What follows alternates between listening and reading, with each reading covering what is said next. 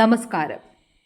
നമ്മൾ 10ാം ക്ലാസ്സിലെ കേരള പാഠാവലിയിലെ 2ാമത്തെ യൂണിറ്റിലേക്ക് പ്രവേശിക്കുകയാണ്. യൂണിറ്റിൻ്റെ പേരെന്താണ്? ഉള്ളിലാണെപ്പോഴും ഉണ്മതാൻ എന്ന പോൽ. ഉള്ളിലാണെപ്പോഴും ഉണ്മതാൻ എന്ന പോൽ. ഉള്ളിൽ എന്ന് പറഞ്ഞാൽ മനസ്സിൽ എന്നാണ് അർത്ഥം, അല്ലേ? ഉള്ളം മനസ്സാണ്, ഉള്ളിൽ മനസ്സിനുള്ളിൽ എന്നാണ് അർത്ഥം. ഉള്ളിലാണെപ്പോഴും ഉണ്മതാൻ എന്ന പോൽ. ഉണ്മ എന്ന് പറഞ്ഞാൽ സത്യമാണ്, യാഥാർത്ഥ്യമാണ്. അപ്പം നമ്മൾ മനസ്സിൽ സൂക്ഷിക്കേണ്ടത്, അല്ലെങ്കിൽ നമ്മൾ എന്താണ്, യാഥാർത്ഥ്യങ്ങളെ, സത്യത്തെ ഉൾക്കൊള്ളുവാനും സത്യത്തിൽ അടിയുറച്ചു നിൽക്കുവാനും യാഥാർത്ഥ്യങ്ങൾ കൺതുറന്ന് കാണുവാനുമൊക്കെ സാധിക്കണം. അപ്പം ഈ യൂണിറ്റ് പ്രവേശകമായി നമുക്ക് നൽകിയിരിക്കുന്ന ഈ ചിത്രം നോക്കുക. ഒരു കണ്ണടയുടെ ചിത്രമാണ്. കണ്ണടയിലെ ആദ്യത്തെ ഭാഗത്ത്, അല്ലെങ്കിൽ ഒരു ഭാഗത്ത് നമ്മൾ കാണുന്നത് ഒരു ക്യാമറ കണ്ണ. കണ്ണടയിലെ ഒരു ചില്ലിൽ നമ്മൾ കാണുന്നത് ഒരു ക്യാമറ കണ്ണാണ്. മറ്റൊന്ന് പൊട്ടിയ ചില്ലോട് കൂടിയതാണ്. അപ്പോൾ കണ്ണടയുടെ 2 ചില്ലുകൾ നമ്മൾ കാണുന്നുണ്ട്. ആദ്യ ചില്ലിൽ നമ്മൾ കാണുന്നത്, ആദ്യ ഭാഗത്ത് നമ്മൾ കാണുന്നത് ഒരു ക്യാമറ കണ്ണാണ്, മറുഭാഗം പൊട്ടിയ ചില്ലുമാണ് എന്ന് നമ്മൾ കാണുന്നുണ്ട്, അല്ലേ?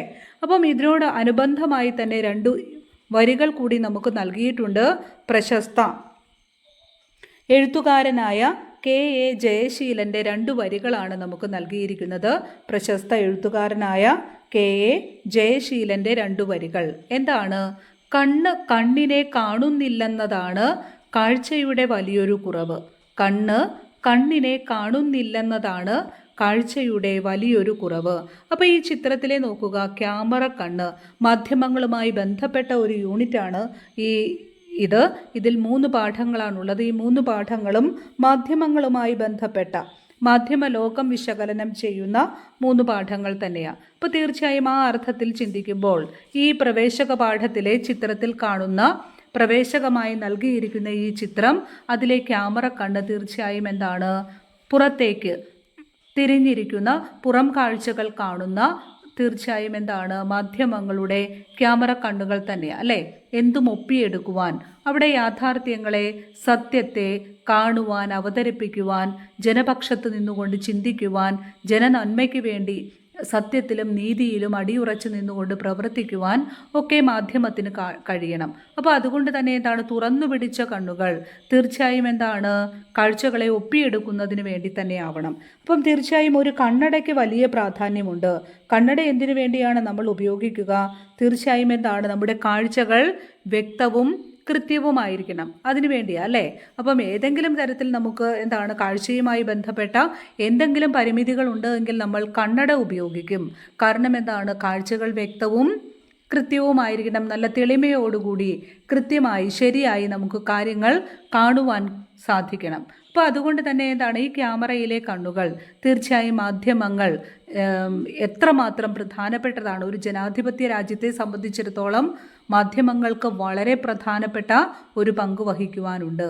അപ്പം അത്തരത്തിൽ ചിന്തിക്കുമ്പോൾ മാധ്യമ ലോകവുമായി ബന്ധപ്പെടുത്തിക്കൊണ്ട്, മാധ്യമ വിചാരവുമായി ബന്ധപ്പെടുത്തിക്കൊണ്ട് നമുക്ക് ഈ ക്യാമറ കണ്ണിനെ കാണുവാനായിട്ട് സാധിക്കും. പക്ഷേ എന്താണ്? അടുത്ത ചില്ല്, ആ കണ്ണടയിലെ തന്നെ ഒരു ചില്ല് പൊട്ടിയതാണ്, അല്ലേ? അപ്പം എന്താണ്? നമ്മൾ ഉപയോഗിക്കുന്ന കണ്ണടയുടെ ചില്ല് പൊട്ടിയതാണ് എങ്കിൽ കാഴ്ചകൾ വ്യക്തമാകുമോ? കാഴ്ചകൾ കൃത്യമായിരിക്കുമോ? ശരിയായി നമുക്ക് കാണുവാനും കാഴ്ചപ്പാടുകൾ രൂപീകരിക്കുവാനും സാധിക്കുമോ? തുടങ്ങിയ ചിന്തകളൊക്കെ, ചോദ്യങ്ങളൊക്കെ നമ്മുടെ മനസ്സിലേക്ക് എത്തേണ്ടതാണ്. അപ്പോൾ തീർച്ചയായും എന്താണ്? മാധ്യമങ്ങളുടെ കാഴ്ച, അല്ലെങ്കിൽ മാധ്യമങ്ങൾ ശരിയായ രീതിയിലാണോ പ്രവർത്തിക്കുക? മാധ്യമങ്ങളുടെ പങ്കാളിത്തം ജനനന്മയ്ക്ക് ഉപകരിക്കുന്നുണ്ടോ? ഒരു ജനാധിപത്യ സംവിധാനത്തിൽ പ്രവർത്തിക്കുന്ന ഒരു രാജ്യത്തെ സംബന്ധിച്ചിടത്തോളം ഭരണചക്രം തിരിക്കുന്നവരുടെ പ്രവർത്തനങ്ങളെ വിലയിരുത്തുവാൻ, ഉദ്യോഗസ്ഥ വൃന്ദത്തിൻ്റെ പ്രവർത്തനങ്ങളെ വിലയിരുത്തുവാൻ, തീർച്ചയായും എന്താണ്? സമൂഹ നന്മയ്ക്ക് വേണ്ടി നിലകൊള്ളുവാനൊക്കെ എന്താണ്? മാധ്യമങ്ങൾക്ക് സാധിക്കേണ്ടതുണ്ട്, അല്ലേ? അപ്പം അത്തരത്തിൽ ഉള്ള ഒരു എന്താണ് ചിന്ത തീർച്ചയായും നമുക്ക് ഈ ചിത്രം പകർന്നു നൽകുന്നുണ്ട്. ശരിയായ കാഴ്ചകൾ, ശരിയായ ബോധ്യങ്ങൾ നൽകുവാൻ, ജനങ്ങളിലേക്ക് എത്തിക്കുവാൻ, തീർച്ചയായും എന്താണ് സമൂഹത്തിൽ മാറ്റത്തിന് കാരണമായി തീരുവാൻ മാധ്യമങ്ങൾക്ക് സാധിക്കുന്നുണ്ടോ?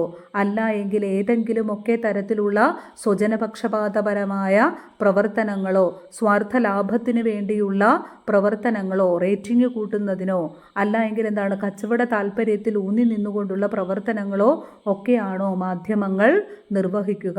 പക്ഷപാതപരമായ ചിന്തകൾ എന്താണ് മാധ്യമങ്ങൾ വച്ചു പുലർത്തുന്നുണ്ടോ? തുടങ്ങി എന്താണ് പല ചിന്തകളും നമ്മിൽ ജനിപ്പിക്കുന്ന ഒരു ചിത്രം തന്നെയാണ് നമുക്ക് നൽകിയിരിക്കുക. ഒപ്പം തന്നെ ആ ഈരടികളും അത് തീർച്ചയായും എന്താണ് അതിന് അനുയോജ്യമായ ഒന്ന് തന്നെയാണ് എന്ന് നമുക്ക് കാണാം. കണ്ണിനെ കാണുന്നില്ല എന്നതാണ് കാഴ്ചയുടെ വലിയൊരു പരിമിതി എന്നതാണ് ജയശീലൻ്റെ വരികൾ, അല്ലേ? കണ്ണിനെ കാണുന്നില്ല എന്നതാണ് കാഴ്ചയുടെ വലിയ പരിമിതി. അപ്പം ഈ വരികളിലൂടെ ക്യാമറ കണ്ണുകൾ സാമൂഹിക യാഥാർത്ഥ്യങ്ങളെ ഒപ്പിയെടുക്കുന്നുണ്ടെങ്കിലും തീർച്ചയായും എന്താണ് മാധ്യമങ്ങൾ അത് ശരിയായ രീതിയിലാണോ കാണുന്നത്, അവതരിപ്പിക്കുന്നത് എന്നുള്ളത് എന്താണ് ചിന്തിക്കേണ്ടിയിരിക്കുന്നു എന്ന ഒരു സൂചന ഇത് നൽകുന്നുണ്ട്, അല്ലേ? അപ്പോൾ തീർച്ചയായും സമൂഹത്തിൻ്റെ കണ്ണാടിയാകേണ്ട മാധ്യമങ്ങൾ സ്വയം വിമർശനത്തിന് തയ്യാറാകുന്നില്ല.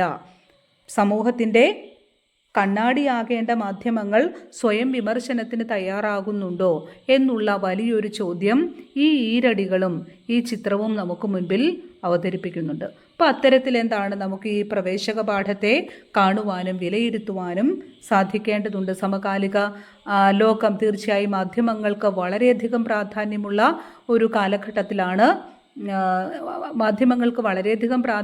ഒരു കാലഘട്ടത്തിലാണ് നാം ഇന്ന് ജീവിക്കുക. എന്താണ് മുഴുവൻ സമയ വാർത്താ ചാനലുകളും ഒപ്പം എന്താണ് നമ്മുടെ എപ്പോഴും സന്തത സഹചാരിയായ നമ്മുടെ എന്താണ് സാമൂഹിക സമ്പർക്ക മാധ്യമങ്ങളും സോഷ്യൽ മീഡിയ ഇവയൊക്കെ എന്താണ് വളരെ ശക്തമായി ജനങ്ങളെ സ്വാധീനിക്കുന്ന ഒരു കാലഘട്ടത്തിലാണ് നാം ഇന്ന് ജീവിക്കുക. അപ്പോൾ അതുകൊണ്ട് തന്നെ മാധ്യമങ്ങൾ ശരിയായ രീതിയിൽ വാർത്തകൾ അവതരിപ്പിക്കുവാൻ, ശരിയായ രീതിയിൽ കാഴ്ചപ്പാടുകൾ അവതരിപ്പിക്കുവാൻ, നന്മയുടെ പക്ഷത്ത് നിൽക്കുവാൻ, നീതിയുടെ പക്ഷത്ത് നിൽക്കുവാൻ, ഒപ്പം എന്താണ് തീർച്ചയായും മാധ്യമധർമ്മം ശരിയായ രീതിയിൽ നിർവഹിക്കുവാൻ തീർച്ചയായും എന്താണ് ശക്തരാകേണ്ടതുണ്ട്. അവിടെ പ്രലോഭനങ്ങളെയോ ഭീഷണികളെയോ അല്ല എങ്കിൽ സ്വാർത്ഥ താല്പര്യങ്ങളെയോ കച്ചവട താല്പര്യങ്ങളെയോ പരിഗണിക്കാതെ മാധ്യമധർമ്മം നിർവഹിക്കുവാൻ തീർച്ചയായും എന്താണ് ഉത്തരവാദിത്തപ്പെട്ടവരാണ് എന്നുള്ള ഒരു ബോധ്യം, തിരിച്ചറിവ് മാധ്യമങ്ങൾക്കുണ്ടാകണം എന്ന് നമുക്ക് ഈ യൂണിറ്റുമായി ബന്ധപ്പെടുത്തിക്കൊണ്ട് പറയുവാനായിട്ട് സാധിക്കും. സവിശേഷമായൊരു രചനാശൈലി കൊണ്ട് മലയാളികളെ ചിരിപ്പിക്കുകയും ചിന്തിപ്പിക്കുകയും ചെയ്ത എഴുത്തുകാരനാണ് VKN എന്ന വടക്കേ കൂട്ടാല നാരായണൻകുട്ടി നായർ. മലയാള ചെറുകഥാലോകത്തെ ചിരിയുടെ പിതാമഹനായി അദ്ദേഹം അറിയപ്പെടുന്നു. തൃശ്ശൂർ ജില്ലയിലെ തിരുവില്വാമലയിലാണ് അദ്ദേഹം ജനിച്ചത്. സമൂഹത്തിലെ തെറ്റായ പ്രവണതകളെ ആക്ഷേപഹാസ്യത്തിൽ പൊതിഞ്ഞ് അവതരിപ്പിക്കുവാൻ യാതൊരു മടിയും കാണിക്കാത്ത എഴുത്തുകാരനാണ് അദ്ദേഹം. ജനറൽ ചാത്തൻസ്, പിതാമഹൻ, അധികാരം തുടങ്ങി 10ലധികം നോവലുകളും അതികായൻ, ചാത്തൻസ്, പയ്യൻ കഥകൾ തുടങ്ങി 20ഓളം ചെറുകഥാ സമാഹാരങ്ങളും ഉൾപ്പെടെ 25ലധികം കൃതികൾ അദ്ദേഹത്തിൻ്റെതായുണ്ട്. പത്രമാധ്യമ ലോകത്തെ അനാരോഗ്യ പ്രവണതകളെ നർമ്മമധുരമായി അവതരിപ്പിക്കുന്ന കഥയാണ് VKN രചിച്ച റെസിഡന്റ് എഡിറ്റർ. പത്രമാധ്യമ ലോകത്തെ അനാരോഗ്യ പ്രവണതകളെ നർമ്മമധുരമായി അവതരിപ്പിക്കുന്ന കഥയാണ് VKN രചിച്ച റെസിഡന്റ് എഡിറ്റർ. നമുക്ക് കഥ പരിചയപ്പെടാം. Resident editor. അപ്പോൾ അതിനു മുൻപായി അതിന് മുകളിൽ തന്നിരിക്കുന്ന ലിങ്ക് ഒന്ന് പരിചയപ്പെടേണ്ടതുണ്ട്. അടക്കം ചെയ്യപ്പെട്ട നിശബ്ദത പുറത്തുചാടി കാഴ്ചകളുടെ ഘോഷയാത്ര നടത്തുന്നു. അടക്കം ചെയ്യപ്പെട്ട നിശബ്ദത. അപ്പം മറച്ചുവെക്കുന്ന അല്ലെങ്കിൽ ബോധപൂർവം മറച്ചുവെക്കുന്ന ചില യാഥാർത്ഥ്യങ്ങളുണ്ട്. ഈ കഥ നമ്മെ സംബന്ധിച്ചിടത്തോളം നമുക്കറിയാം, ഇത് മാധ്യമങ്ങളുമായി ബന്ധപ്പെട്ട ചില യാഥാർത്ഥ്യങ്ങൾ ചൂണ്ടിക്കാണിക്കുന്ന ഒരു കഥയാണ്. മാധ്യമ ലോകത്തെ ജീർണതകളെ ഫലിതവും പരിഹാസവും കലർത്തി അവതരിപ്പിക്കുന്ന ഒരു കഥ. VKന്റെ സവിശേഷമായ രചനാശൈലി ഈ കഥയെ ഏറെ ആകർഷകമാക്കുന്നുണ്ട് താനും. അപ്പം ഈ കഥയ്ക്ക് മുന്നോടിയായി നൽകിയിരിക്കുന്ന ഈ ലിങ്ക് തീർച്ചയായും മാധ്യമങ്ങളുമായി ബന്ധപ്പെട്ട ഒരു പാഠമായതുകൊണ്ട് തന്നെ അത്തരത്തിൽ നമുക്ക് വിശകലനം ചെയ്യാം. അല്ലെങ്കിൽ ഏതു മേഖലകളിലാണെങ്കിലും ഉത്തരവാദിത്തപ്പെട്ടവർ അവർ ചെയ്യേണ്ട കാര്യങ്ങൾ പലപ്പോഴും ചെയ്യാതെ, അല്ലെങ്കിൽ സ്വാർത്ഥതയ്ക്ക് വേണ്ടി അവനവൻ്റെ നേട്ടത്തിന് വേണ്ടി പലപ്പോഴും പ്രവർത്തിക്കുകയും പലതും കണ്ടില്ലെന്ന് നടിക്കുകയും മറച്ചു വയ്ക്കുകയും ഒക്കെ ചെയ്യുന്ന ഒരു പ്രവണത നമ്മൾ പലപ്പോഴും ഭരണരംഗത്തും ഔദ്യോഗിക മേഖലകളിലും ഒക്കെ കാണാറുണ്ട്. അപ്പം ഇവിടെ തീർച്ചയായും യാഥാർത്ഥ്യങ്ങളെ പുറത്ത് കാണിക്കേണ്ടുന്ന, സത്യത്തിന് വേണ്ടി നിലനിൽക്കേണ്ടുന്ന പത്രമാധ്യമങ്ങൾ അല്ലെങ്കിൽ പത്രങ്ങൾ തുടങ്ങിയ മറ്റു മാധ്യമങ്ങളെല്ലാം പലപ്പോഴും സ്വന്തം നേട്ടത്തിന് വേണ്ടി, റേറ്റിങ്ങിനും ഒപ്പം സാമ്പത്തിക ലാഭത്തിനും വാണിജ്യ താല്പര്യങ്ങൾക്കുമൊക്കെ പ്രാധാന്യം നൽകിക്കൊണ്ട് പലതും മറച്ചു വയ്ക്കുകയും ഒളിച്ചു വയ്ക്കുകയും വളച്ചൊടിക്കുകയും ഒക്കെ ചെയ്യുന്ന ഒരു പ്രവണത നമുക്ക് ചുറ്റും കാണുന്നുണ്ട്. അപ്പോൾ അത്തരത്തിലൊക്കെ നമുക്ക് മാധ്യമ ലോകവുമായി ബന്ധപ്പെട്ട ഇത്തരത്തിലുള്ള അനഭിലഷണീയമായ പല പ്രവണതകളും വിശകലനം ചെയ്യുവാൻ ഈ പാഠവുമായി ബന്ധപ്പെടുത്തിക്കൊണ്ട് സാധിക്കും. അപ്പോൾ അത്തരത്തിലൊരു കാഴ്ച തീർച്ചയായും അത്തരത്തിലൊരു കാഴ്ചപ്പാട് നമുക്ക് നൽകുന്ന ഒരു ലിങ്കാണ് നമുക്ക് മുകളിൽ തന്നിരിക്കുന്നത്. കഥ പരിചയപ്പെടാം. Resident editor. പുണ്യതീർത്ഥ സ്വാമികളുടെ പത്രത്തിലെ ഒരു ഇടത്തരം റിപ്പോർട്ടറായിരുന്നു വെങ്കടേശ അയ്യങ്കാർ. നഗരത്തിലെ മജിസ്ട്രേറ്റ് കോടതികൾ ചുറ്റി കുറ്റവും ശിക്ഷയും കണ്ടെത്തുക, സന്ധ്യയ്ക്ക് മാമ്പലത്ത് കയ്യാങ്കളി ശാസ്ത്രികൾ നടത്തുന്ന രാമരാവണ യുദ്ധം എന്ന പ്രഭാഷണ പരമ്പരയെക്കുറിച്ച് നിത്യവും പത്രത്തിൽ അരക്കോളം എഴുതുക എന്നീ മെയ്യനങ്ങാ വേലകളായിരുന്നു അയ്യങ്കാരുടെ സാഹിത്യ പ്രവർത്തന പരിധിക്കകം. എത്രയോ വട്ടം വ്യാഴവട്ട സ്മരണകൾ എഴുതിയിട്ടും താൻ ചീഫ് റിപ്പോർട്ടർ ആവുന്നില്ലെന്ന് കണ്ടപ്പോൾ വെങ്കടേശന് കുണ്ഠിതമായി. സഹിക്കവയ്യാതായത് പുറകെ വന്നവർ തൻ്റെ തലയ്ക്ക് മുകളിലൂടെ പോയി റിപ്പോർട്ടേഴ്സ് ഇൻ ചീഫ് ആയി അരിയിട്ടു വാഴ്ത്തപ്പെട്ടപ്പോഴാണ്. സഹിക്കവയ്യാതായത് പുറകെ വന്നവർ തൻ്റെ തലയ്ക്ക് മുകളിലൂടെ പോയി റിപ്പോർട്ടേഴ്സ് ഇൻ ചീഫായി അരിയിട്ടു വാഴ്ത്തപ്പെട്ടപ്പോഴാണ്. അങ്ങനെ വെങ്കടേശൻ മനം നൊന്തിരിക്കുമ്പോൾ ലാൽ ബഹദൂർ ശാസ്ത്രി പ്രധാനമന്ത്രിയായി. വെങ്കടേശന്റെ ഭാഗ്യത്തിന് അധികം താമസിയാതെ ശാസ്ത്രിജി നഗരത്തിൽ വന്നു. അതൊരവസരമായിരുന്നു, എ ഗ്രേറ്റ് ഒക്കേഷൻ. ഇന്ത്യ പ്രധാനമന്ത്രിയെ ലാൽ ബഹദൂർ ശാസ്ത്രികൾ എന്ന് വിശേഷിപ്പിച്ച് അയ്യങ്കാർ അദ്ദേഹത്തിൻ്റെ പരിപാടികൾ കവർ ചെയ്തു. പത്രസ്വാമിക്ക് ബഹു സന്തോഷമായി. മുൻകൂറായി ഒരു ഇൻക്രിമെൻ്റ് കൊടുത്ത് അദ്ദേഹം വെങ്കടേശനെ പ്രോത്സാഹിപ്പിച്ചു. 6 മാസത്തേക്ക് അയ്യങ്കാർ സന്തോഷവാനായി കാണപ്പെട്ടു. അതു കഴിഞ്ഞ് കുണ്ഠിതം തിരികെ വന്നു.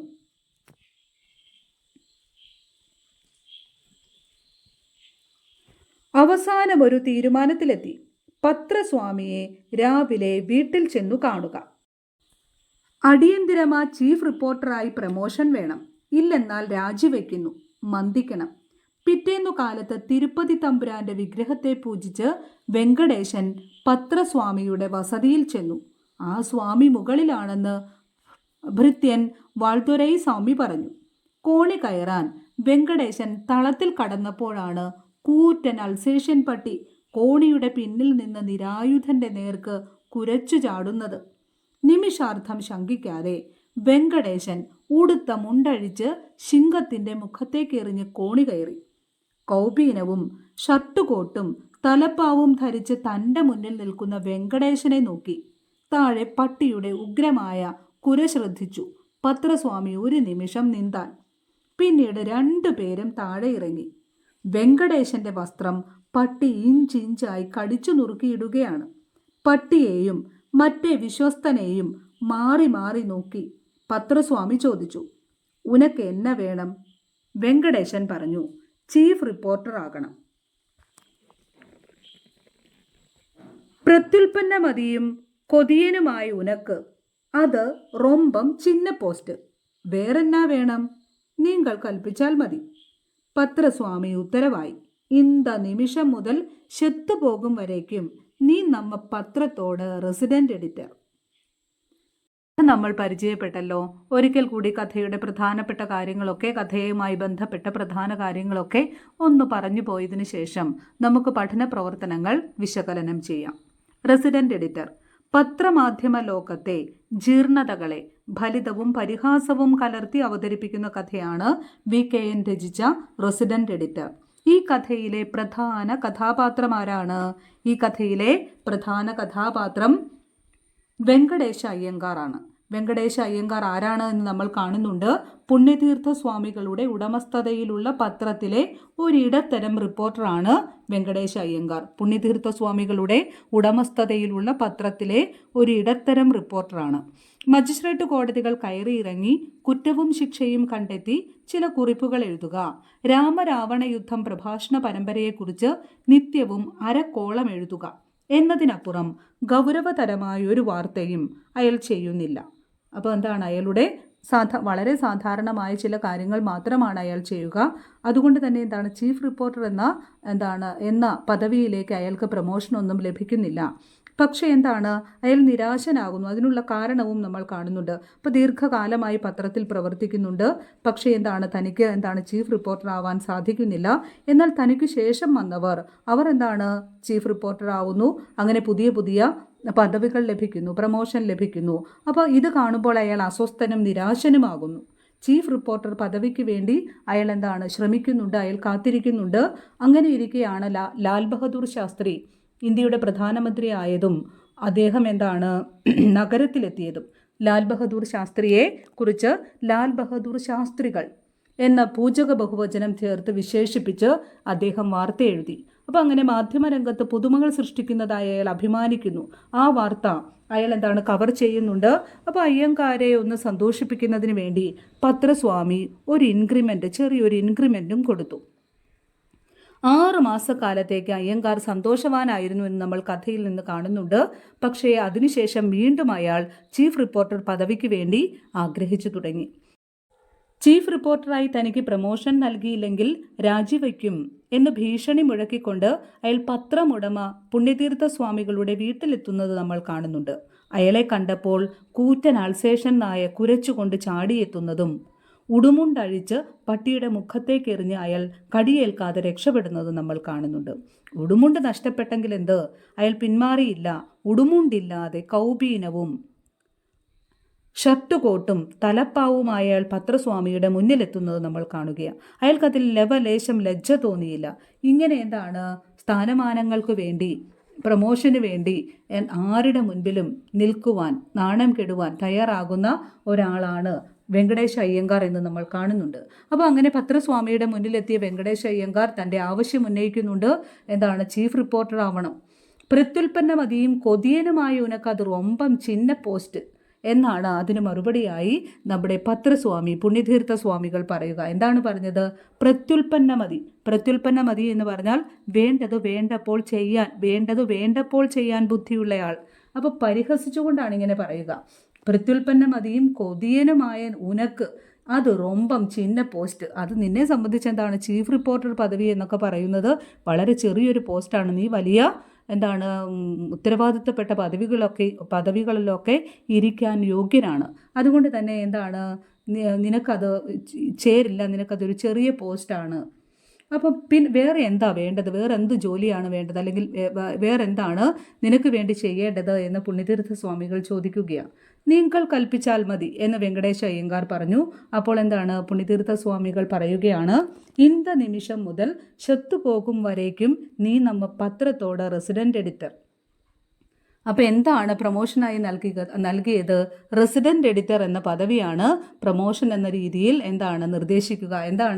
റെസിഡന്റ് എഡിറ്റർ എന്ന് പറഞ്ഞാൽ പ്രാദേശികമായി പത്രത്തിൻ്റെ ഏതെങ്കിലും ഒരു പ്രാദേശിക മേഖലയിൽ ജോലി ചെയ്യുക, അവിടെയുള്ള പ്രാദേശികമായ വാർത്തകളുടെ മേൽനോട്ടം വഹിക്കുക എന്നുള്ളതാണ് അല്ലേ. അപ്പോൾ ഈ നിമിഷം മുതൽ മരിച്ചു പോകുന്നത് വരെ നീ നമ്മുടെ പത്രത്തിൻ്റെ റെസിഡന്റ് എഡിറ്ററാണ് എന്ന് വലിയൊരു കാര്യം, അല്ലെങ്കിൽ വലിയൊരു പ്രമോഷൻ നൽകുന്നു എന്ന ഭാവത്തിൽ പരിഹാസ രൂപേണ പുണ്യതീർത്ഥ സ്വാമികൾ പറയുന്നത് നമ്മൾ കാണുന്നുണ്ട്. അപ്പോൾ ഇങ്ങനെ സ്ഥാനമാനങ്ങൾക്ക് വേണ്ടി ആരുടെ മുന്നിലും നിൽക്കാൻ തയ്യാറാവുന്ന, അന്വേഷണാത്മക പത്രപ്രവർത്തനത്തിൽ താല്പര്യമോ കഴിവോ ഇല്ലാത്ത വെറും ഒരു സാധാരണ പത്രപ്രവർത്തകനാണ് വെങ്കടേഷ് അയ്യങ്കാർ എന്ന് നമുക്ക് കാണുവാനായിട്ട് പറ്റും. പക്ഷേ അയാൾക്കാകട്ടെ തൻ്റെ കഴിവോ അല്ല എങ്കിൽ എന്താണ് താൻ ചെയ്യുന്നതോ എന്താണ്, അല്ലെങ്കിൽ താൻ പത്രത്തിന് വേണ്ടി എന്താണ് സംഭാവന ചെയ്തത് എന്നൊന്നും ചിന്തിക്കാതെ വെറുതെ ദീർഘകാലത്തെ പ്രവൃത്തി പരിചയമുണ്ട്, അല്ലെങ്കിൽ ദീർഘകാലമായി താൻ ആ പത്രം ഓഫീസിൽ ജോലി ചെയ്യുന്നു എന്നുള്ളത് കൊണ്ട് മാത്രം ചീഫ് റിപ്പോർട്ടർ പദവിക്ക് വേണ്ടി ആഗ്രഹിക്കുകയും അതിനുവേണ്ടി വാദിക്കുകയും അതിനായി പുണ്യതീർത്ഥ സ്വാമികളെ കാണുവാനായി അയാളുടെ വീട്ടിലെത്തുന്നതുമൊക്കെ നമ്മൾ കാണുന്നുണ്ട്. അപ്പോൾ ഇങ്ങനെ മാധ്യമങ്ങളുമായി ബന്ധപ്പെട്ട ഒരു പാഠമാണ് റെസിഡൻറ്റ് എഡിറ്റർ എന്ന് നമുക്ക് കാണുവാനായിട്ട് പറ്റും. തീർച്ചയായും ഫലിത പരിഹാസങ്ങളുടെ മേമ്പൊടി കലർത്തി അവതരിപ്പിച്ചിരിക്കുന്ന വളരെ മനോഹരമായ ഒരു ചെറുകഥയാണ് VKN രചിച്ച റെസിഡൻറ്റ് എഡിറ്റർ.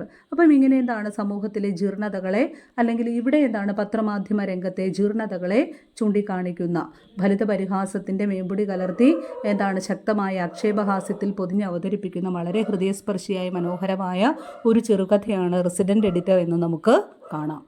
ആദ്യ ചോദ്യം നോക്കാം. അടിയന്തിരമാ ചീഫ് റിപ്പോർട്ടറായി പ്രമോഷൻ വേണം, ഇല്ലെന്നാൽ രാജിവെക്കുന്നു, മന്ദിക്കണം.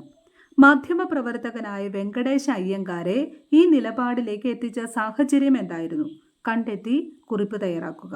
അടിയന്തിരമാ ചീഫ് റിപ്പോർട്ടറായി പ്രമോഷൻ വേണം, ഇല്ലെന്നാൽ രാജിവെക്കുന്നു, മന്ദിക്കണം. മന്ദിക്കണം എന്ന് പറഞ്ഞാൽ ക്ഷമിക്കണം എന്നാണ് അർത്ഥം. അപ്പോൾ തൻ്റെ നിലപാട് വ്യക്തമാക്കുകയാണ് വെങ്കടേഷ് അയ്യങ്കാർ. പത്രസ്വാമിയുടെ വീട്ടിലെത്തി അദ്ദേഹം തൻ്റെ ആവശ്യം ഉന്നയിക്കുക. അടിയന്തരമായിട്ട് ചീഫ് റിപ്പോർട്ടറായി പ്രമോഷൻ തന്നില്ല എങ്കിൽ താൻ രാജിവെക്കുന്നു, ക്ഷമിക്കുക എന്നാണ് അയ്യങ്കാരുടെ നിലപാട്. അപ്പം ഇങ്ങനെ ഒരു നിലപാടിലേക്ക് അയ്യങ്കാർ എത്തിച്ചേർന്ന സാഹചര്യം എന്തായിരുന്നു എന്നുള്ളതാണ് ചോദ്യം. നമുക്ക് ആ സാഹചര്യം വളരെ കൃത്യമായി അറിയാം. കഥ നമ്മൾ പരിചയപ്പെട്ടതാണ്. പുണ്യതീർത്ഥ സ്വാമികളുടെ പത്രത്തിലെ ഒരു ഇടത്തരം റിപ്പോർട്ടറാണ് വെങ്കടേഷ് അയ്യങ്കാർ. നിരവധി വർഷങ്ങൾ മാധ്യമ രംഗത്ത് പ്രവർത്തിച്ചിട്ടും ചീഫ് റിപ്പോർട്ടർ പദവി കിട്ടാത്തതിൽ അയാൾക്ക് കടുത്ത ദുഃഖമുണ്ടായിരുന്നു. എന്നാൽ ഒരു സാധാരണ റിപ്പോർട്ടറായ അയാൾക്ക് സ്ഥാനക്കയറ്റം ലഭിച്ചില്ല. തനിക്ക് ശേഷം വന്നവർ റിപ്പോർട്ടേഴ്സ് ഇൻ ചീഫായി സ്ഥാനക്കയറ്റം നേടിയപ്പോൾ അയാൾക്ക് സഹിക്കാനായില്ല. ചീഫ് റിപ്പോർട്ടർ പദവിക്ക് വേണ്ടിയുള്ള കാത്തിരിപ്പിനിടയിലാണ് ലാൽ ബഹദൂർ ശാസ്ത്രി പ്രധാനമന്ത്രിയായതും നഗരത്തിലെത്തിയതും. ലാൽ ബഹദൂർ ശാസ്ത്രിയെ ബഹുമാന സൂചകമായി ലാൽ ബഹദൂർ ശാസ്ത്രികൾ എന്ന് വിശേഷിപ്പിച്ച് വാർത്ത എഴുതിയ അയ്യങ്കാരെ പുണ്യതീർത്ഥ സ്വാമികൾ അഭിനന്ദിക്കുകയും ചെറിയൊരു ഇൻക്രിമെൻ്റ് കൊടുത്ത് പ്രോത്സാഹിപ്പിക്കുകയും ചെയ്തു. 6 മാസത്തേക്ക് അയ്യങ്കാർ സന്തോഷവാനായി കാണപ്പെട്ടു. അത് കഴിഞ്ഞപ്പോൾ ചീഫ് റിപ്പോർട്ടർ ആകാത്തതിലുള്ള ദുഃഖവും നിരാശയും അയാളിൽ ശക്തമായി. എങ്ങനെയും ചീഫ് റിപ്പോർട്ടർ ആകണമെന്ന ചിന്ത അയാളിൽ കലശലായി. ഈ സാഹചര്യത്തിലാണ് അടിയന്തിരമായി ചീഫ് റിപ്പോർട്ടറായി പ്രമോഷൻ വേണമെന്നും അല്ലെങ്കിൽ രാജിവെക്കുമെന്നുമുള്ള തൻ്റെ നിലപാട് അയാൾ പുണ്യതീർത്ഥ സ്വാമികളെ അറിയിച്ചത്. അതിനായി പുണ്യതീർത്ഥ സ്വാമികളുടെ വീട്ടിലെത്തി അദ്ദേഹത്തെ കണ്ട് തൻ്റെ ആവശ്യം അദ്ദേഹം അറിയിക്കുകയാണ് ചെയ്തത്. അടുത്ത ചോദ്യം. ഇന്ത നിമിഷം മുതൽ ചെത്തുപോകും വരേക്കും നീ നമ്മ പത്രത്തോട് റെസിഡൻറ്റ് എഡിറ്റർ.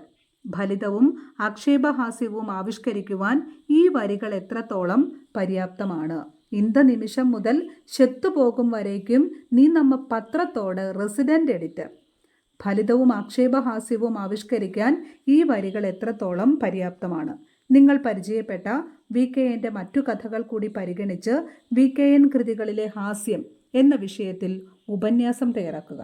അത്യാവശ്യ ഉപന്യാസത്തിൻ്റെ വിവരങ്ങളൊക്കെ നൽകാം. ബാക്കി കാര്യങ്ങൾ കൂടി കൂട്ടി ചേർത്ത് മനോഹരമായ രീതിയിൽ ഉപന്യാസം വിപുലീകരിച്ച് എഴുതുവാൻ നിങ്ങൾ ശ്രദ്ധിക്കുക. അപ്പോൾ ഇന്ത നിമിഷം മുതൽ ചെത്തുപോകും വരേക്കും നീ നമ്മ പത്രത്തോടെ റെസിഡൻറ്റ് എഡിറ്റർ എന്ന് പത്രസ്വാമിയെ കൊണ്ട് പറയിച്ച സാഹചര്യം നമുക്കറിയാം. അപ്പോൾ തൻ്റെ ആവശ്യം ഉന്നയിച്ച് പത്രസ്വാമിയുടെ വീട്ടിലെത്തിയ വെങ്കടേഷ് അയ്യങ്കാരോട് അദ്ദേഹം ഇങ്ങനെ പറയുന്നതാണ്. അപ്പോൾ എന്തായിരുന്നു വെങ്കടേഷ് അയ്യങ്കാർ വീട്ടിലെത്തി പത്രസ്വാമിയോട് പറഞ്ഞത് എന്ന് നമുക്കറിയാം. അടിയന്തിരമായി ചീഫ് റിപ്പോർട്ടറായി പ്രമോഷൻ നൽകണമെന്നും ഇല്ലെങ്കിൽ രാജിവെക്കും എന്നുമുള്ള തൻ്റെ നിലപാട്, അല്ലെങ്കിൽ ഒരു തരത്തിൽപ്പെട്ടാൽ ഒരു ഒരു തരത്തിലുള്ള ഒരു ഭീഷണി മുഴക്കുകയാണ് അയ്യങ്കാർ ചെയ്തത്. അപ്പോൾ അയ്യങ്കാരുടെ അവസ്ഥ അദ്ദേഹത്തിന് നന്നായിട്ട് അറിയാം. തീർച്ചയായും പുണ്യതീർത്ഥ സ്വാമികൾ വർഷങ്ങളായി ഇദ്ദേഹത്തെ അറിയുന്നതാണ്. ഇദ്ദേഹം അത്ര കൂടുതലായി പത്രപ്രവർത്തന രംഗത്ത് പ്രവർത്തിക്കുന്ന ഒരാളൊന്നുമല്ല. അത്യാവശ്യം തട്ടിമുട്ടി എന്തെങ്കിലുമൊക്കെയോ വാർത്തകൾ എഴുതി അങ്ങനെ കാലം കഴിച്ചു പോകുന്ന ഒരു മനുഷ്യൻ. അന്വേഷണാത്മകമായ രീതിയിൽ മാധ്യമരംഗത്ത് കാര്യങ്ങൾ ചെയ്യുവാനോ നിലനിൽക്കുവാനോ തൻ്റെ കഴിവ് തെളിയിക്കുവാനോ ഒന്നും ഒരിക്കലും അദ്ദേഹം വെങ്കടേശ അയ്യങ്കാർ ശ്രമിച്ചിട്ടില്ല. അപ്പോൾ അങ്ങനെയുള്ള അയ്യങ്കാരെ ഒരിക്കലും ചീഫ് റിപ്പോർട്ടറാക്കി നിയമിക്കുകയില്ല. പക്ഷേ തൻ്റെ പിന്നാലെ വന്നവർ, തനിക്ക് ശേഷം വന്നവർ ചീഫ് റിപ്പോർട്ടർ ആവുകയും തനിക്ക് ചീഫ് റിപ്പോർട്ടർ പദവി ലഭിക്കാതിരിക്കുകയും ചെയ്തപ്പോൾ അയാൾക്ക് അല്പം കുണ്ഠിതം തോന്നി. ഒപ്പം അല്പം നീരസം തോന്നി, നിരാശ തോന്നി. അതുകൊണ്ട് എങ്ങനെയും ചീഫ് റിപ്പോർട്ടർ ആകണമെന്ന ചിന്ത അയാളിൽ കലശലാവുകയും അങ്ങനെ ഒരു അവസരത്തിന് വേണ്ടി കാത്തിരിക്കുകയും ഒന്നും ഒത്തുവരുന്നില്ല, അല്ലെങ്കിൽ തനിക്ക് തൻ്റെ ആവശ്യം വേണ്ട വിധത്തിൽ പുണ്യതീർത്ഥ സ്വാമികൾ പരിഗണിക്കുന്നില്ല എന്ന് കണ്ടപ്പോൾ അദ്ദേഹം അയ്യങ്കാർ പുണ്യതീർത്ഥ സ്വാമികളുടെ വീട്ടിലെത്തുകയാണ്. ആ സാഹചര്യമൊക്കെ വളരെ രസകരമായി കഥയിൽ അവതരിപ്പിച്ചിട്ടുണ്ട്. അപ്പോൾ അവിടെ എത്തി തൻ്റെ ആവശ്യം പറയുകയാണ് ചെയ്തത്. അപ്പോൾ അതിന് മറുപടിയായിട്ടാണ് ഇപ്രകാരം പറയുക: ഇന്ന നിമിഷം മുതൽ ചെത്തുപോകും വരേക്കും നീ നമ്മ പത്രത്തോട് റെസിഡൻറ്റ് എഡിറ്റർ.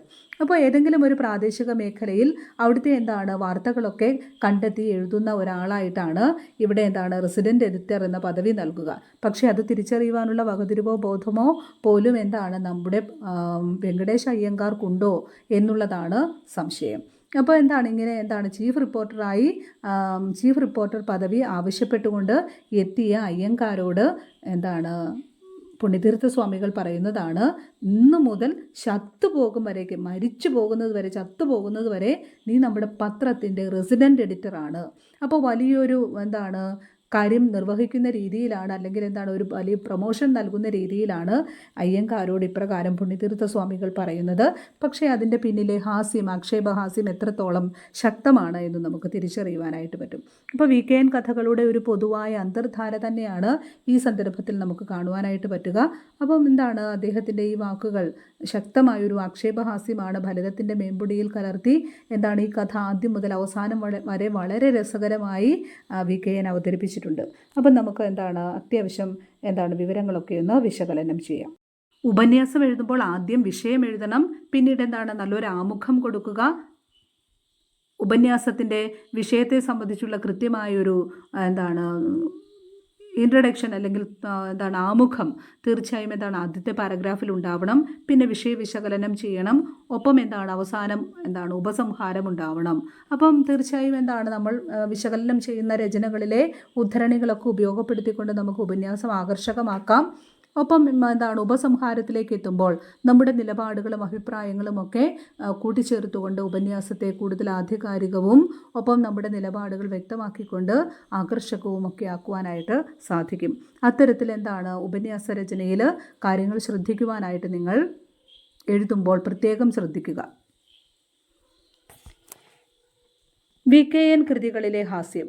സവിശേഷമായൊരു രചനാശൈലി കൊണ്ട് മലയാള സാഹിത്യ ലോകത്ത് വേറിട്ടു നിൽക്കുന്ന ഒരു എഴുത്തുകാരനാണ് VKN. തൻ്റെ തനതു രചനാശൈലിയിലൂടെ വായനക്കാരെ ചിരിപ്പിക്കുകയും ചിന്തിപ്പിക്കുകയും ചെയ്തു ഈ എഴുത്തുകാരൻ.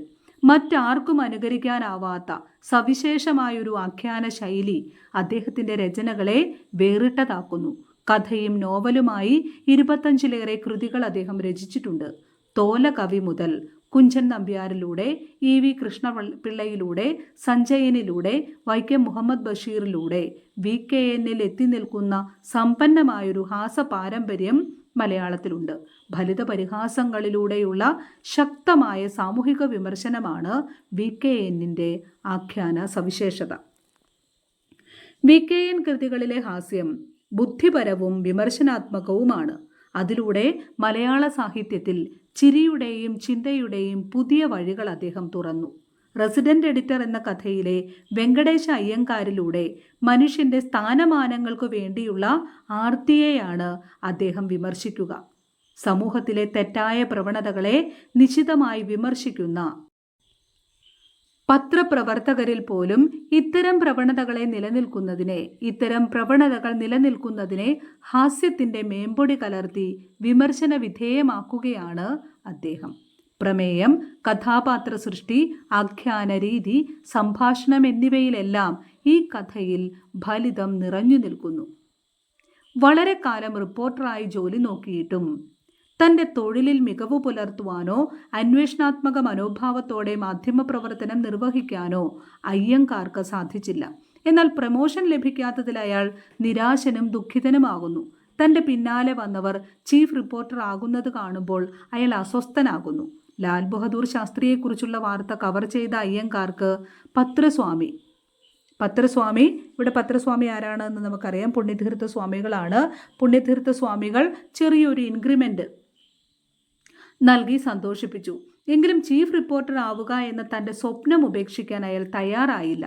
ചീഫ് റിപ്പോർട്ടർ സ്ഥാനം നൽകിയില്ലെങ്കിൽ രാജിവെക്കുമെന്ന് പ്രഖ്യാപിച്ചുകൊണ്ട് അയ്യങ്കാർ പത്രമുടമയുടെ വീട്ടിലെത്തുന്നതും നായയുടെ ആക്രമണത്തിൽ നിന്ന് രക്ഷപ്പെടാൻ ഉടുമുണ്ടഴിച്ച് പട്ടിയുടെ മുഖത്തേക്ക് എറിയുന്നതും ഉടുമുണ്ടില്ലാതെ കൗപീനവും ഷർട്ടും കോട്ടും തലപ്പാവുമായി പത്രമുടമയുടെ മുന്നിലെത്തുന്നതും വായനക്കാരെ ചിരിപ്പിക്കുന്നു. അയ്യങ്കാരുടെ ആവശ്യം കേട്ടപ്പോൾ இந்த നിമിഷം മുതൽ ചത്തുപോകും വരേക്കും നീ നമ്മ പത്രത്തോടെ റെസിഡന്റ് എഡിറ്റർ എന്ന പത്രസ്വാമിയുടെ പുണ്യതീർത്ഥ സ്വാമികളുടെ ഉത്തരവ് കൂടിയാകുമ്പോൾ വായനക്കാരൻ പൊട്ടിച്ചിരിച്ചു പോകുന്നു. ഭാഷ കൊണ്ട് വൈവിധ്യവും വൈചിത്ര്യവും സൃഷ്ടിച്ച് വായനക്കാരെ ചിരിപ്പിക്കുകയും ചിന്തിപ്പിക്കുകയും ചെയ്യുന്ന നിരവധി സന്ദർഭങ്ങൾ റെസിഡന്റ് എഡിറ്റർ എന്ന കഥയിൽ കാണാം. അരിയിട്ടു വാഴ്ത്തപ്പെട്ടു, മെയ്യനങ്ങാ വേലകൾ, ഉനക്ക് എന്ന വേണം, ഉനക്ക് ഇത് അത് റൊമ്പം ചിന്ന പോസ്റ്റ്, ഇന്ത നിമിഷം മുതൽ ചെത്തുപോകും വരേക്കും എന്നിങ്ങനെ തമിഴ് കലർന്ന മലയാളവും, A great occasion, chief reporter, reporter in chief, promotion, resident editor എന്നിങ്ങനെ ഇംഗ്ലീഷ് വാക്കുകൾ പ്രയോഗിച്ചും സന്ദർഭത്തിനും കഥാപാത്രത്തിനും യോജിക്കുന്ന രീതിയിൽ ഭാഷയെ ഉപയോഗിക്കുകയാണ് അദ്ദേഹം ചെയ്യുന്നത്. കേവലമായ ഹാസ്യമല്ല VKNന്റെ ആയുധം. ചിരിപ്പിക്കുന്നതോടൊപ്പം ചിന്തിപ്പിക്കുക കൂടി അദ്ദേഹം ലക്ഷ്യമിടുന്നു. സാമൂഹിക വിമർശനത്തിനു കാരണമായി തീരുന്ന ജീവിത സന്ദർഭങ്ങൾ, അനുയോജ്യമായ കഥാപാത്ര സൃഷ്ടി, സംഭാഷണം, ഹാസ്യോത്പാദകങ്ങളായ പദപ്രയോഗങ്ങൾ എന്നിവയിലൂടെയാണ് അദ്ദേഹം ഇത് സാധിച്ചത്. അടുത്ത ചോദ്യം നോക്കാം. പത്രസ്വാമി ഉത്തരവായി, പിന്നെ രണ്ടുപേരും താഴെ ഇറങ്ങി. പത്രസ്വാമി ഉത്തരവ് ആയി, പിന്നെ രണ്ടുപേരും താഴെ ഇറങ്ങി. അടിവരയിട്ട പദങ്ങൾ സന്ധി ചെയ്തും അല്ലാതെയും എഴുതിയിരിക്കുന്നത് ശ്രദ്ധിച്ചല്ലോ. ചേർത്തെഴുതിയപ്പോഴുണ്ടായ പ്രത്യേകതകൾ എന്തെല്ലാം വിശദമാക്കുക. അപ്പോൾ എന്താണ് ആദ്യം തന്നിരിക്കുന്ന രണ്ട് സന്ദർഭങ്ങൾ? റെസിഡന്റ് എഡിറ്റർ എന്ന കഥയിലെ രണ്ടു സന്ദർഭങ്ങൾ തന്നെയാണ്. അപ്പോൾ അവിടെ എന്താണ്? പത്രസ്വാമി ഉത്തരവായി. അത് താഴേക്ക് എത്തുമ്പോഴോ പത്രസ്വാമി ഉത്തരവ് ആയി. അപ്പോൾ ഉത്തരവ് ആയി എന്നീ രണ്ട് പദങ്ങൾ ചേർത്താണ് ഉത്തരവായി എന്ന പദം നൽകിയിരിക്കുക. താഴെ ഇറങ്ങി എന്നീ രണ്ട് പദങ്ങൾ ചേർത്ത് എങ്ങനെ എഴുതിയിരിക്കുന്നു? പിന്നെ രണ്ടുപേരും താഴെ ഇറങ്ങി. അപ്പോൾ ഉത്തരവ് ആയി, ഉത്തരവായി, താഴെ ഇറങ്ങി. അപ്പോൾ പദങ്ങളെ എന്താണ്? സന്ധി ചെയ്തും അല്ലാതെയും നമ്മൾ ഉപയോഗിക്കാറുണ്ട്. അപ്പോൾ ഇവിടെ എന്താണ്? പദങ്ങളെ സന്ധി ചെയ്ത് എഴുതിയപ്പോൾ എന്താണ് ഉണ്ടായ മാറ്റങ്ങൾ എന്തൊക്കെയെന്ന് വിശദീകരിക്കുവാനാണ് നമ്മോട് ആവശ്യപ്പെട്ടിരിക്കുക. നമുക്ക് ഇതൊന്ന് വിശകലനം ചെയ്യാം. ഉത്തരവ് അധികം ആയി, ഉത്തരവായി. അപ്പോൾ രണ്ട് പദങ്ങളെ ചേർത്തിരിക്കുകയാണ്. ഉത്തരവ് ആയി എന്നീ രണ്ട് പദങ്ങളെ ചേർത്ത് ഉത്തരവായി എന്നു ചേർത്തെഴുതി. അപ്പോൾ എന്തു മാറ്റമാണ് ഉണ്ടായത്? സംവൃതോകാരം, നമ്മളെന്താണ് ചന്ദ്രകല എന്ന് ഓമന പേരിട്ട് വിളിക്കുന്ന നമ്മുടെ സംവൃതോകാരം, അരയുകാരം, സംവൃതോകാരം ലോപിച്ചു. ഉത്തരവ് എന്ന ആദ്യ പദത്തിൻ്റെ എന്താണ് അവസാനത്തെ ആ സംവൃതോകാരം എന്താണ് ചേർത്തെഴുതിയപ്പോൾ ലോപിച്ചിട്ടുണ്ട്. ഉത്തരവായി എന്നാണ് ചേർത്തെഴുതിയപ്പോൾ വന്നിരിക്കുക. അപ്പോൾ എന്താണ്? രണ്ട് വർണ്ണങ്ങൾ തമ്മിൽ ചേരുമ്പോൾ സന്ധിക്കുന്ന വർണ്ണങ്ങളിൽ ഒന്ന് ലോപിക്കുന്നത് അഥവാ ഇല്ലാതാകുന്നത് ലോപസന്ധിയാണ്. അപ്പോൾ സന്ധി ഏതാണ് എന്ന് നമ്മൾ എന്താണ് വിശകലനം ചെയ്താൽ ഇതെന്താണ്? ലോപസന്ധിയാണ്. സമൃദ്ധോകാരം ലോപിച്ചു. ഇപ്പോൾ രണ്ട് വർണ്ണങ്ങൾ, രണ്ട് പദങ്ങളെ തമ്മിൽ ചേർത്തെഴുതുമ്പോൾ സന്ധിക്കുന്ന വർണ്ണങ്ങളിൽ ഒന്ന് ലോപിക്കുന്നത് ലോപസന്ധി. ലോപം എന്ന് പറഞ്ഞാൽ ഇല്ലാതാവുക എന്നുള്ളതാണ്. അപ്പോൾ സന്ധിക്കുന്ന വർണ്ണങ്ങളിൽ ഒന്ന് നഷ്ടപ്പെട്ടു പോവുകയും ഇല്ലാതാവുകയാണ്. അതാണ് ലോപസന്ധി. അടുത്ത പദം നോക്കുക, താഴെ പ്ലസ് ഇറങ്ങി, താഴെ ഇറങ്ങി. ഇപ്പോൾ രണ്ട് പദങ്ങളെ ചേർത്ത് ഒറ്റ പദമാക്കിയിരിക്കുകയാണ്. താഴെ, ഇറങ്ങി എന്നീ രണ്ട് പദങ്ങളെ ചേർത്ത് താഴെ ഇറങ്ങി എന്ന് ഒറ്റ പദമാക്കി മാറ്റി. അപ്പോൾ എന്ത് മാറ്റമാണ് സംഭവിക്കുക? താഴെ ഇറങ്ങി, താഴെ ഇറങ്ങി. അപ്പോൾ ഇടയ്ക്ക് എന്താണ്? ഒരു മധ്യത്തിലായിട്ട് യകാരം, യ എന്ന അക്ഷരം ആഗമിച്ചു, പുതുതായി വന്നു ചേർന്നു. അപ്പം എന്താണ്? രണ്ട് വർണ്ണങ്ങൾ തമ്മിൽ ചേരുമ്പോൾ പുതുതായി ഒരു വർണ്ണം വന്നു ചേരുന്നത് ആഗമസന്ധി. അപ്പോൾ രണ്ട് പദങ്ങളെ തമ്മിൽ ചേർത്തെഴുതുമ്പോൾ സന്ധിക്കുമ്പോൾ രണ്ട് പദങ്ങളെ തമ്മിൽ ചേർത്തെഴുതുമ്പോൾ പുതുതായി ഒരു വർണ്ണം വന്നു ചേരുക. താഴെ ഇറങ്ങി, അവിടെ യകാരം, യ എന്ന അക്ഷരം പുതുതായി വന്നു ചേർന്നു, ആഗമിച്ചു. അപ്പോൾ ഇങ്ങനെ എന്താണ്? രണ്ട് പദങ്ങളെ തമ്മിൽ ചേർത്തെഴുതുമ്പോൾ സന്ധിക്കുന്ന രണ്ട് വർണ്ണങ്ങൾ തമ്മിൽ ചേരുമ്പോൾ പുതുതായി ഒരു വർണ്ണം വന്നു ചേരുന്നത് ആഗമസന്ധി. രണ്ട് വർണ്ണങ്ങൾ തമ്മിൽ ചേരുമ്പോൾ പുതുതായി ഒരു വർണ്ണം എന്താണ്? വന്നു ചേരുകയാണ്, ആഗമിക്കുകയാണ്. അതിനാണ് ആഗമസന്ധി എന്ന് പറയുക. കൂടുതൽ ഉദാഹരണം നമുക്കെന്താണ്? പാഠഭാഗത്തു നിന്ന് രണ്ട് ഉദാഹരണങ്ങൾ കൂടി കണ്ടെത്താൻ പറ്റും. മുഖത്ത് എറിഞ്ഞു, മുഖത്തെറിഞ്ഞു. അവിടെ എന്താണ്? ലോപസന്ധിയാണ്. എന്താണ് ലോപിച്ചത്? സംവൃതോകാരം. മുഖത്ത് എന്താണ് പദത്തിൻ്റെ അവസാനം നൽകിയിരിക്കുന്ന സംവൃതോകാരം, അരയുകാരം അഥവാ നമ്മുടെ ചന്ദ്രകല ലോപിച്ചിട്ടുണ്ട്. പ്രധാനമന്ത്രി ആയി, പ്രധാനമന്ത്രി പ്ലസ് ആയി, പ്രധാനമന്ത്രിയായി. അവിടെ എന്താണ്? ആഗമസന്ധിയാണ്. എന്താണ് ആഗമിച്ചത്? ഏത് അക്ഷരമാണ് കൂടുതലായി വന്നു ചേർന്നത്? പ്രധാനമന്ത്രി പ്ലസ് ആയി, പ്രധാനമന്ത്രി അധികമായി എന്നിങ്ങനെ എന്താണ്? പ്രധാനമന്ത്രി ആയി എന്നീ രണ്ട് പദങ്ങളെ ചേർത്ത് പ്രധാനമന്ത്രിയായി എന്ന് ചേർത്തെഴുതിയപ്പോൾ എന്ത് മാറ്റമാണ് വന്നു ചേർന്നത്? എന്താണ്? യകാരം, യ എന്ന അക്ഷരം ആഗമിക്കുകയാണ്. പ്രധാനമന്ത്രിയായി, പ്രധാനമന്ത്രി എന്ന അക്ഷരം വാക്ക് കഴിഞ്ഞ് എന്താണ്? പുതുതായി ഒരു അക്ഷരം വന്നു ചേരുകയാണ്, യ. അപ്പോൾ യ എന്ന അക്ഷരം പുതുതായി വന്നു ചേർന്നു, യകാരം ആഗമിച്ചു, ആഗമസന്ധി. നമുക്ക് ചെറിയൊരു വിശദീകരണവും കൂടി നോക്കാം. സന്ധി മലയാളത്തിൽ പ്രധാനമായും സന്ധികളെ 4ആയി തരംതിരിക്കാറുണ്ട്. ആഗമസന്ധി, ആദേശസന്ധി, ദ്വിത്വസന്ധി, ലോപസന്ധി എന്നിങ്ങനെയാണ് ഈ 4 വിഭാഗം സന്ധി. ആഗമസന്ധി നമ്മൾ മുമ്പ് പരിചയപ്പെട്ടതാണ്. രണ്ട് പദങ്ങൾ തമ്മിൽ ചേർത്തെഴുതുമ്പോൾ സന്ധിക്കുന്ന വർണ്ണങ്ങളിൽ എന്തു മാറ്റമാണ് അവിടെ സംഭവിക്കുക? അവിടെ എന്താണ്? പുതുതായൊരു വർണ്ണം ആഗമിക്കുകയാണ്. രണ്ട് വർണ്ണങ്ങൾ തമ്മിൽ ചേരുമ്പോൾ പുതുതായി അവിടെ ഒരു വർണ്ണം വന്നു ചേരുകയാണ്. അതാണ് ആഗമസന്ധിയുടെ പ്രത്യേകത. താഴെ അധികം ഇറങ്ങി, താഴെ ഇറങ്ങി, യകാരം, യ എന്ന അക്ഷരം ആഗമിച്ചു, പുതുതായി വന്നു ചേർന്നു. ആദേശസന്ധി വിൺ പ്ലസ് തലം, വിൺതലം, നെല് പ്ലസ് മണി, നെന്മണി.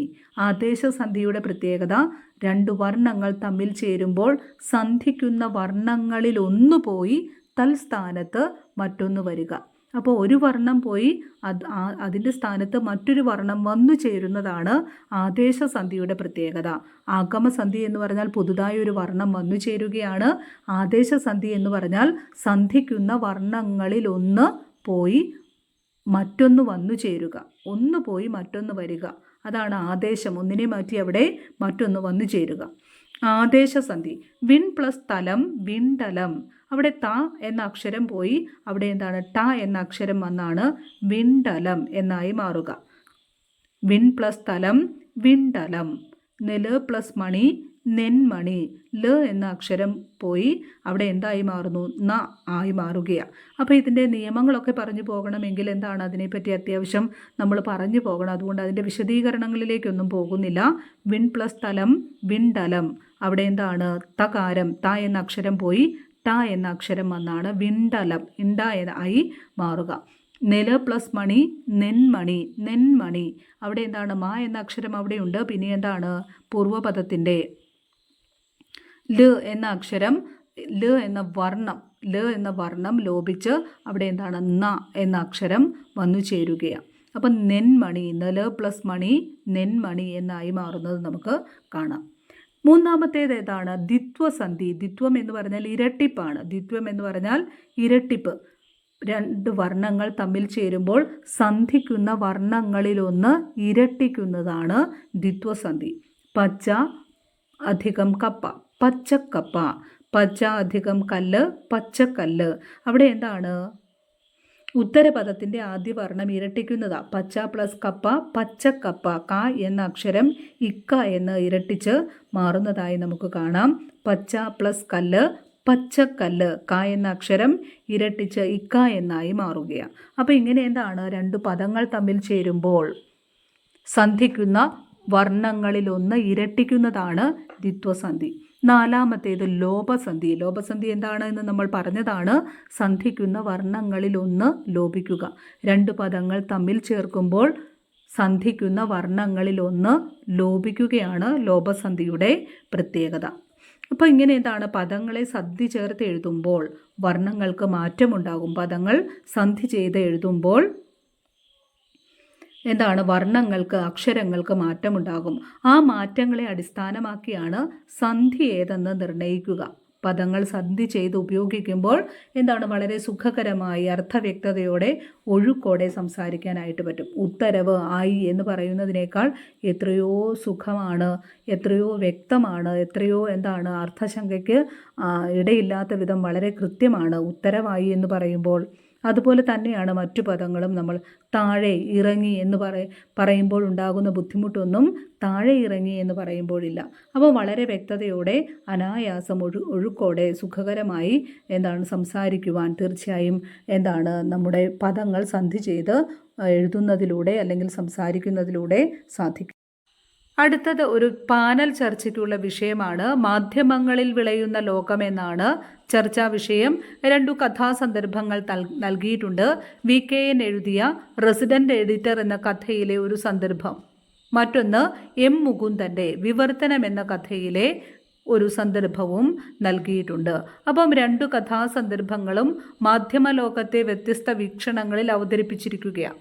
അപ്പോൾ മറ്റു വ്യത്യസ്ത വാർത്തകൾ കൂടി പരിഗണിച്ച് മാധ്യമങ്ങളിൽ വിളയുന്ന ലോകം എന്ന വിഷയത്തിൽ പാനൽ ചർച്ച സംഘടിപ്പിക്കുവാനാണ് നമ്മോട് ആവശ്യപ്പെട്ടിരിക്കുക. റെസിഡന്റ് എഡിറ്റർ എന്ന കഥയിലെ സന്ദർഭം നമുക്ക് നോക്കാം. വെങ്കടേശന്റെ ഭാഗ്യത്തിന് അധികം താമസിയാതെ ശാസ്ത്രിജി നഗരത്തിൽ വന്നു. അതൊരവസരമായിരുന്നു. A great occasion. ഇന്ത്യ പ്രധാനമന്ത്രിയെ ലാൽ ബഹദൂർ ശാസ്ത്രികൾ എന്ന് വിശേഷിപ്പിച്ച് അയ്യങ്കാർ അദ്ദേഹത്തിൻ്റെ പരിപാടികൾ കവർ ചെയ്തു. അപ്പം ചീഫ് റിപ്പോർട്ടർ പദവിക്ക് വേണ്ടി അയ്യങ്കാർ കാത്തിരിക്കുമ്പോഴാണ് ലാൽ ബഹദൂർ ശാസ്ത്രി പ്രധാനമന്ത്രിയായതും നഗരത്തിലെത്തിയതും. അപ്പോൾ അതുവരെ സാധാരണ വാർത്തകൾ മാത്രം എഴുതിക്കൊണ്ടിരുന്ന അയ്യങ്കാരെ സംബന്ധിച്ചിടത്തോളം ഈ പരിപാടി കവർ ചെയ്യുവാൻ ഒരു അവസരം ലഭിച്ചു. അപ്പോൾ അദ്ദേഹം ആ അവസരത്തിൽ ലാൽ ബഹദൂർ ശാസ്ത്രിയെ ലാൽ ബഹദൂർ ശാസ്ത്രികൾ എന്ന് പൂജക ബഹുവചനം ചേർത്ത് പ്രയോഗിക്കുകയും മാധ്യമരംഗത്ത് തൻ്റെ സംഭാവനയായി അതിനെ പെരുപ്പിച്ചു കാട്ടുകയും ഒക്കെ ചെയ്യുന്നുണ്ട്. എന്തായാലും അയ്യങ്കാരെ ഒന്ന് സന്തോഷിപ്പിക്കുന്നതിന് വേണ്ടി പത്രസ്വാമി പത്രമുടമസ്ഥൻ അദ്ദേഹത്തിന് ചെറിയൊരു ഇൻക്രിമെൻ്റ് കൊടുക്കുകയും ചെയ്യുന്നത് നമ്മൾ കണ്ടു. രണ്ടാമത്തെ സന്ദർഭം നോക്കുക. രാവിലെ വന്ന പത്രത്തിലെ വാർത്ത വിശ്വസിക്കാമെങ്കിൽ ഇനിയുള്ള കാലം കാക്കയ്ക്ക് കുയിലും കുയിലിന് കാക്കയുമാവാൻ സാധിക്കും. വിവർത്തനം M. മുകുന്ദൻ. അപ്പോൾ M. മുകുന്ദൻ്റെ ഈ അഭിപ്രായം അല്ലെങ്കിൽ വിവർത്തനം എന്ന കഥയിലെ ഈ സന്ദർഭം ഇത് ശക്തമായൊരു വിമർശനമാണ്. കാക്കയ്ക്ക് കുയിൽ, ഒരിക്കലും കാക്കയ്ക്ക് കുയിലാകാനോ കുയിലിന് കാക്കയാകുവാനോ സാധിക്കില്ല. നിറം കൊണ്ടുള്ള സാദൃശ്യമുണ്ട് എങ്കിലും അവയുടെ സ്വരമാധുരിയും അല്ലെങ്കിൽ സ്വരത്തിലും ഒപ്പം തന്നെ സ്വഭാവ രീതിയിലുമൊക്കെ അവ എത്രമാത്രം വ്യത്യസ്തത പുലർത്തുന്നു എന്ന് നമുക്കറിയാം. അപ്പം അത്രമാത്രം ഇപ്പോൾ ഈ രണ്ടാമത്തെ സന്ദർഭം എടുത്ത് വിശകലനം ചെയ്യുമ്പോൾ തീർച്ചയായും എത്രമാത്രം അസംബന്ധമാണ് മാധ്യമങ്ങൾ പടച്ചുവിടുന്നത് എന്നുള്ളത് വളരെ ശക്തമായി തന്നെ ഈ ഒരു സന്ദർഭത്തിൽ നമുക്ക് കണ്ടെത്തുവാനായിട്ട് പറ്റും. മാധ്യമങ്ങൾക്ക് വളരെയധികം സ്വാധീനമുള്ള ഒരു കാലഘട്ടത്തിലാണ് നാം ജീവിക്കുക. മുഴുവൻ സമയ വാർത്താ ചാനലുകളും ഒപ്പം പത്രങ്ങളും മറ്റ് ആനുകാലികങ്ങളും അതിനുമപ്പുറം സോഷ്യൽ മീഡിയ, സാമൂഹിക സമ്പർക്ക മാധ്യമങ്ങൾ അവ എത്രമാത്രം സമൂഹത്തിൽ സ്വാധീനം ചെലുത്തുന്നുണ്ട് എന്ന് നമുക്കറിയാം. അപ്പം ഇങ്ങനെ മാധ്യമങ്ങൾ മാധ്യമങ്ങൾക്ക് എന്താണ് വലിയ ഒരു സ്വാധീനം ഉള്ള ഒരു കാലഘട്ടത്തിലാണ് നാം ഇന്ന് ജീവിക്കുക. അപ്പോൾ തീർച്ചയായും എന്താണ് ജനങ്ങളുടെ ചിന്തകളെ, ധാരണകളെ രൂപീകരിക്കുന്നതിൽ മാധ്യമങ്ങൾക്കൊരു വലിയ പങ്കുണ്ട്. പക്ഷേ എന്താണ് മാധ്യമങ്ങൾ പലപ്പോഴും അസത്യത്തെയോ അർദ്ധസത്യത്തെയോ സത്യങ്ങളായി അവതരിപ്പിക്കുന്ന ഒരു പൊതുപ്രവണത കാണാറുണ്ട്. അപ്പോൾ അത്തരത്തിൽപ്പെട്ട മാധ്യമങ്ങളുടെ പ്രവണതയെ വിമർശിക്കുകയാണ് ഈ ഇരു കഥാസന്ദർഭങ്ങളും എന്ന് നമുക്ക് കാണുവാനായിട്ട് പറ്റും. സ്വന്തം നേട്ടത്തിന് വേണ്ടിയോ അല്ല എങ്കിൽ എന്താണ് റേറ്റിങ്ങിന് കൂട്ടുന്നതിന് വേണ്ടിയോ റേറ്റിംഗ് കൂട്ടുന്നതിന് വേണ്ടിയോ വാണിജ്യ താല്പര്യങ്ങൾക്കോ ഒക്കെ വേണ്ടി എന്താണ് മാധ്യമങ്ങൾ പലപ്പോഴും അസത്യങ്ങളോ അർദ്ധസത്യങ്ങളോ ഒക്കെ സത്യങ്ങളായി അവതരിപ്പിക്കുന്ന ഒരു പൊതുപ്രവണത നമുക്ക് കാണുവാനായിട്ട് പറ്റും. അല്ലെങ്കിൽ പലപ്പോഴും എന്താണ് രാഷ്ട്രീയക്കാരുടെയോ ഭരണാധികാരികളുടെയോ ഒക്കെ പക്ഷത്ത് നിന്നുകൊണ്ട് വളരെ എന്താണ് പക്ഷപാതപരമായി അഭിപ്രായങ്ങൾ രേഖപ്പെടുത്തുന്ന വാർത്തകൾ അവതരിപ്പിക്കുന്ന ഒക്കെ എന്താണ് അത്തരത്തിലുള്ള പ്രവണതകളൊക്കെ എന്താണ് മാധ്യമങ്ങളുമായി ബന്ധപ്പെട്ട് നമ്മൾ പലപ്പോഴും കാണാറുണ്ട്. സാമൂഹിക സമ്പർക്ക മാധ്യമങ്ങളിലേക്ക് എത്തുമ്പോൾ ഒരുപാട് വ്യാജ വാർത്തകളും ഉണ്ടാകുന്നു എന്നുള്ളത് മറ്റൊരു യാഥാർത്ഥ്യമാണ്. സാമൂഹിക സമ്പർക്ക മാധ്യമങ്ങൾ നല്ലത് തന്നെയാണ്. ആർക്കും എന്താണ് മാധ്യമ പ്രവർത്തകരാകുവാനുള്ള ഒരു അവസരം അല്ലെങ്കിൽ അത്തരമൊരു അവസരമാണ് സാമൂഹിക സമ്പർക്ക മാധ്യമങ്ങളുടെ കടന്നുവരവോടെ തുറന്നു വന്നത്, അല്ലേ? മാത്രമല്ല വാർത്തകൾ ഉത്ഭവിക്കുന്ന ഇടത്തുനിന്ന് തന്നെ തത്സമയം ജനങ്ങളിലേക്ക് എത്തുന്നു എന്നുള്ളത് മറ്റൊരു പ്രധാനപ്പെട്ട ഘടകം തന്നെയാണ്. പക്ഷേ എന്താണ് അസത്യങ്ങളോ അർദ്ധസത്യങ്ങളോ ഒക്കെ എന്താണ് സത്യങ്ങളായി അവതരിപ്പിക്കപ്പെടുകയോ വ്യാഖ്യാനിക്കപ്പെടുകയോ ഒക്കെ ചെയ്യുന്നുണ്ട്. ഒരുപാട് തെറ്റിദ്ധാരണകൾക്ക് കാരണമായി തീരുന്നുണ്ട്. പലപ്പോഴും എന്താണ് ആളുകൾ തീർച്ചയായും എന്താണ് വാർത്തകളെ വളച്ചൊടിക്കുകയോ അല്ല എങ്കിൽ എന്താണ് തെറ്റായ വാർത്തകൾ പ്രചരിപ്പിക്കുകയോ ഒക്കെ ചെയ്യുന്ന ഒരു പ്രവണതയും നമുക്ക് സാമൂഹിക സമ്പർക്ക മാധ്യമങ്ങളുമായൊക്കെ ബന്ധപ്പെട്ട് കാണുവാനായിട്ട് പറ്റും. അപ്പോൾ മാധ്യമ രംഗത്ത് വലിയൊരു കിടമത്സരം തന്നെയാണ് നടക്കുക. അവിടെ പിടിച്ചു നിൽക്കുക എന്നുള്ളത് മാധ്യമങ്ങളെ സംബന്ധിച്ചിടത്തോളം വലിയൊരു വെല്ലുവിളിയായി തന്നെ വന്നിട്ടുണ്ട്. അതുകൊണ്ട് തന്നെ അവരുടെ നിലനിൽപ്പിനും ഒപ്പം തന്നെ എന്താണ് കച്ചവട താല്പര്യങ്ങൾക്കുമൊക്കെ വേണ്ടി പലപ്പോഴും എന്താണ് വാർത്തകളെ തെറ്റായ രീതിയിൽ വ്യാഖ്യാനിക്കുകയോ അവതരിപ്പിക്കുകയോ ഒക്കെ ചെയ്യുന്നുണ്ടോ എന്നുള്ളത് തീർച്ചയായും എന്താണ് ഈ ഒരു സന്ദർഭത്തിൽ നമുക്ക് വിശകലന വിധേയമാക്കുവാൻ സാധിക്കും.